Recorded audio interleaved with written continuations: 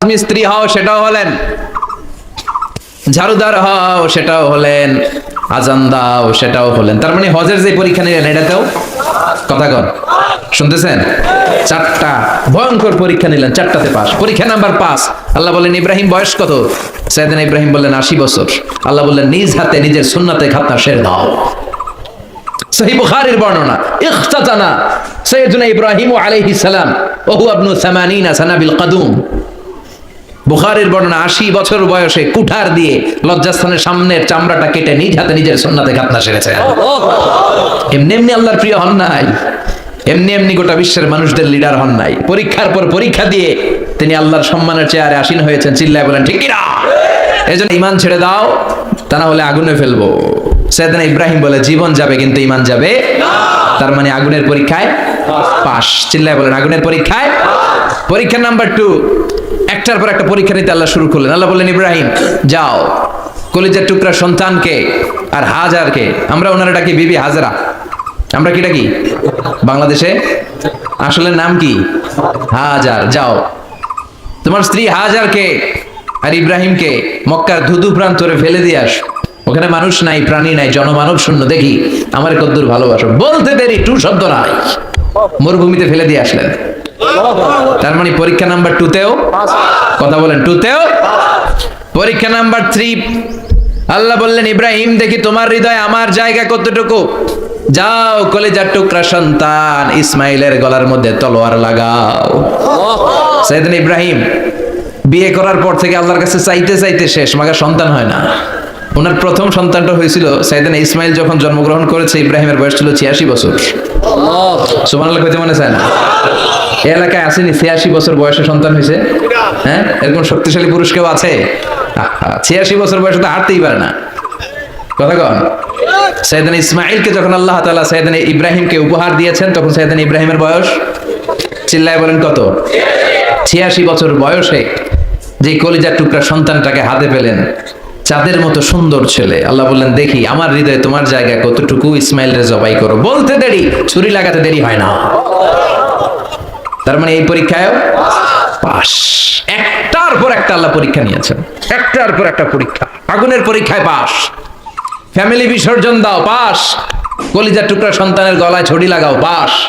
এবার আল্লাহ বললেন এরপর তোমার বড় দায়িত্ব দিব, তোমাকে হজ প্রোগ্রামের এমডি বানাই দিলাম, ম্যানেজিং ডাইরেক্টর অফ হজ। সুবহানাল্লাহ কইবেন না? আল্লাহ বললেন ইব্রাহিম বিশাল বড় কাফেলা বানাও, হজের আঞ্জাম দাও।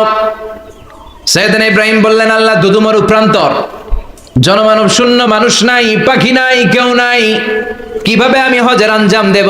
আল্লাহ বললেন ইব্রাহিম হজ প্রোগ্রামের ম্যানেজারগিরি করতে চাইলে 3টা পেশা তোমাকে বেছে নিতে হবে। কয়টা? এই 3টা পেশা এর সমন্বয়ে তুমি হজের প্রোগ্রামের আঞ্জাম দিতে পারবে। পেশা নাম্বার 1 তোমার রাজমিস্ত্রির কাজ করতে হবে। পেশা নাম্বার 2 তোমার ঝাড়ুদারগিরির কাজ করতে হবে। পেশা নাম্বার 3 তোমার মুয়াজ্জিনগিরি করতে হবে। সুবহানাল্লাহ কইবেন না? وَإِذْ يَرْفَعُ إِبْرَاهِيمُ الْقَوَاعِدَ مِنَ الْبَيْتِ وَإِسْمَاعِيلُ رَبَّنَا تَقَبَّلْ مِنَّا إِنَّكَ أَنْتَ السَّمِيعُ الْعَلِيمُ।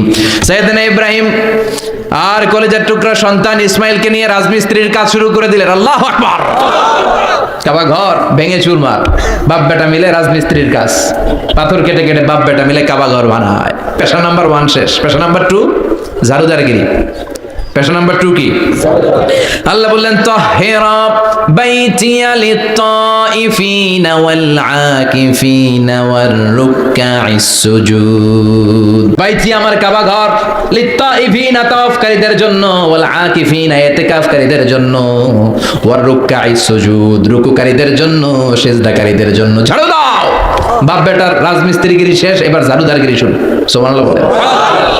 এরপর আল্লাহ বললেন 3 নম্বরে মুয়াজ্জিনগিরির কাজ করো। ওয়াজ্জিন ফিন-নাসি বিল হাজ্জি ইয়াতুকা রিজালাও ওয়া আলা কুল্লি দামিরি ইয়াতিনা মিন কুল্লি ফাজ্জিন আমিক। সুবহানাল্লাহ পড়েন। ও ইব্রাহিম আযান দাও। আযান মানে ঘোষণা, তুমি হজের ঘোষণা দাও। মানুষদের ডেকে বলো আল্লাহ ঘর বানিয়েছেন, এই ঘরে তোমরা হজ করতে আসো। সাইয়েদনা ইব্রাহিম বললেন আল্লাহ আমি আর আমার পোলা ছাড়া কেউ নাই। কেউ আছে? মানুষ নাই, আপনারা কেউ নাই, আমি কার সামনে আযান দিব? আমি কার সামনে ঘোষণা দেব? আল্লাহ মানুষ নাই, প্রাণী নাই, পাখি নাই, দৃশ্যমান কিছু নাই, কোথায় আমি ঘোষণা দেব? আল্লাহ বললেন দাঁড়াও, দাঁড়িয়ে তুমি আজান দাও, ঘোষণা দাও। তোমার এই আজানের আওয়াজটা গোটা বিশ্বের সব মানুষের কানের ভেতরে আমি আল্লাহ পৌঁছে দেবো। আযিন ফিন্নাস বিল হজ, হজের আজান দাও। উনি আজান দিলেন, আইয়ুহান নাস ইত্তাখাযাল্লাহু বাইতান ফাহুজ্জু। আল্লাহ একটা ঘর বানিয়েছে, যাদের সামর্থ্য আছে হজে আসো। সুবহানাল্লাহ পড়েন। তৎকালীন সময়ে গোটা বিশ্বে যারা ছিল সবার কানের ভেতরে এই ঘোষণাটা, মানে আজানটা পৌঁছে দিয়েছে কে? আমরা তখন ছিলাম পৃথিবীতে? কই ছিলাম? ফি আলামিল আরওয়াহ, রূহের জগতে। রূহের জগতেও আল্লাহ তাআলা আমাদের কানে পৌঁছে দিয়েছেন। রূহের জগতে থেকে এই আজান শুনে আমরা যারা লাব্বাইক বলার সুযোগ পেয়েছি, তাদেরকে এই দুনিয়াতে হজের নসিব আল্লাহ করে দিবেন। তানি পরীক্ষা। কি পরীক্ষা? নমরুদ বলল, ইব্রাহিম ঈমান ছেড়ে দাও, তাহলে জানে বেঁচে যাবা, নাইলে আগুনে ফেলবো। সাইয়েদনা ইব্রাহিমের এক কথা, জীবন যাবে কিন্তু ঈমান যাবে না। আল্লাহ বলেন, নবী স্মরণ করুন সেই সময়ের কথা যখন আমি আমার খলিল ইব্রাহিমকে অনেকগুলো বিষয়ে পরীক্ষা করেছিলাম, আর আমার খলিল ইব্রাহিম প্রতিটা পরীক্ষায় গোল্ডেন এ প্লাস পেয়েছে।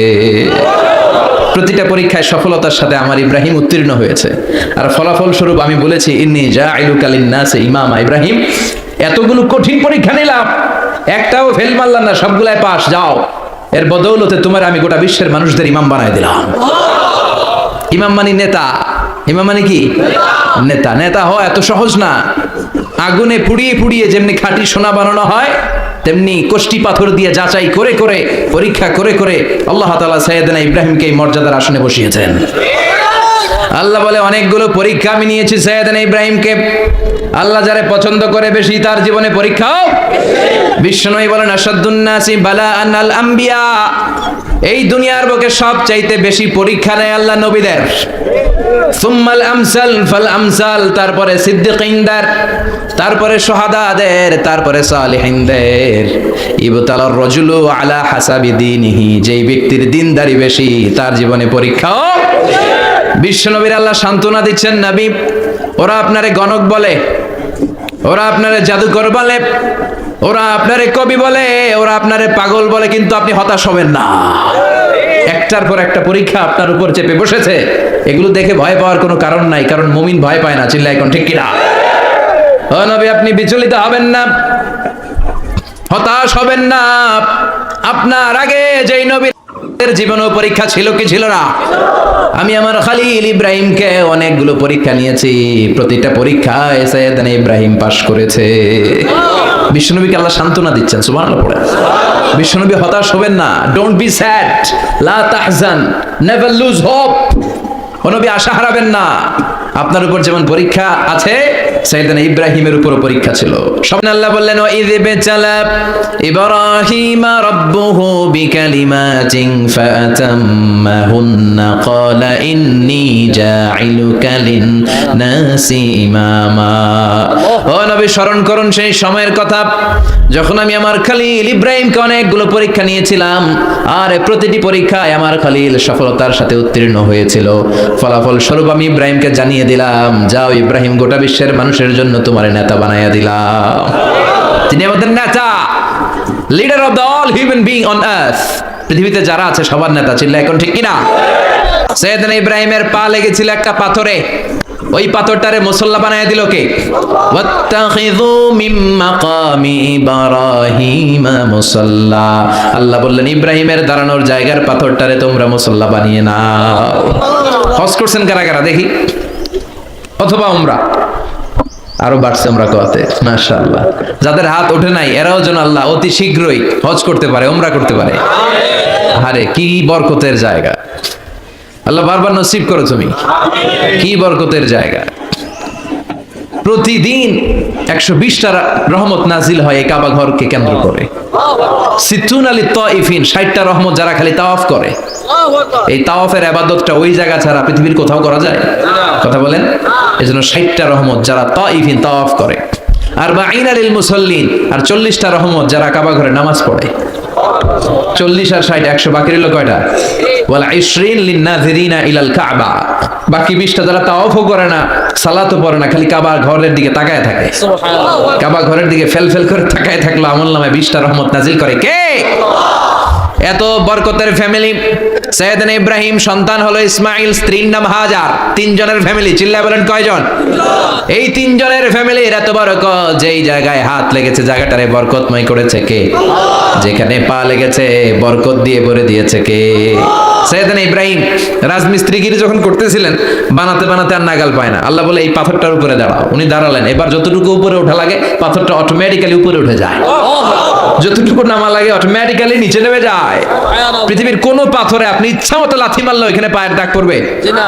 সাইয়েদনা ইব্রাহিম ওখানে দাঁড়ানোর সাথে সাথে ওনার ফুটপ্রিন্ট পাথরের মধ্যে লেগে যায়। কাবা ঘরের পাশে গোটা বিশ্বের মানুষের কাছে চিরম্লান করার জন্য, চিরস্মরণীয় করে রাখার জন্য কাবা ঘরের পাশে আল্লাহ এই পাথরটার স্থান দিয়েছেন। মাকাম ইব্রাহিম। বিশ্বনবী তাওয়াফ করার পরেই ওই জায়গায় 2 রাকাত নামাজ পড়তেন। আপনারাও যারা হজ উমরা করবেন, তাওয়াফ করার পরেই মাকাম ইব্রাহিমে 2 রাকাত সালাত পড়া সুন্নাত। তার মানে পা লাগছে, ওইটা হয়ে গেছে আমগো মুসাল্লা। বিশ্বনবীর অনেক উপরের পুরুষ হচ্ছে সাইয়েদনা ইব্রাহিম, তো এটা পর্দাদা না, বাবা না? বিশ্বনবী বলতেন আনা দাওয়াতু আবি ইব্রাহিম, আমি নবীরে বয়ান আসানাসি করব, আমি তো ইব্রাহিম আলাইহিস সালামের দোয়ার ফসল। উনি যদি মক্কায় দাঁড়িয়ে দোয়া না করতেন, আমার বিশ্বনবীর জন্ম হতো না। সুবহানাল্লাহ পড়েন। এজন্য বাবা হলো খলিল, ছেলে হলো হাবিব। খলিল মানেও বন্ধু, হাবিব মানেও বন্ধু। খলিল মানে এমন বন্ধু যেই বন্ধু আল্লাহরে খুশি করার জন্য কাজ করে, আর হাবিব মানে এমন বন্ধু যারে খুশি করার জন্য আল্লাহ নিজে কাজ করে। কার পাওয়ার বেশি? হাবিবের কয়েক ডিগ্রি বেশি। সুবহানাল্লাহ পড়েন। তার মানে বাপ বেটা, বাবা হলো খলিল, ছেলে হলো হাবিব। এই বাপ বেটার মধ্যে অনেক বিষয়ে মিল আছে না নাই? হাদিস কোরআনে খুঁজলে আপনি অনেকগুলো মিল পাবেন। আজকে 7টা মিলের কথা শোনাবো। সাইয়েদনা ইব্রাহিম আলাইহিস সালাম আর বিশ্বনবীর মাঝে 7টা মিল খুঁজে পাওয়া যায়। চিৎকার করে বলেন কয়টা? 7টা। শুনবেন? কষ্ট হচ্ছে? ঘুম ধরছে? রাত তো অনেক হয়ে গেল, সর্বনাশ 11টা। হ্যাঁ শুনবেন? কতক্ষণ? সারা রাত? তাকবীর পড়া যাবে? হ্যাঁ জোরে না আসতে? ভাগাভাগি করে দেন। শুরুতে বিবাহিতরা দেন, তারপর অবিবাহিতরা দেন, তারপর সবাই দেন। দিবেন? বিবাহিত কারা কারা আসছেন দেখি? ঘটনা কি? অবিবাহিত নাই এলাকায়? হ্যাঁ কম।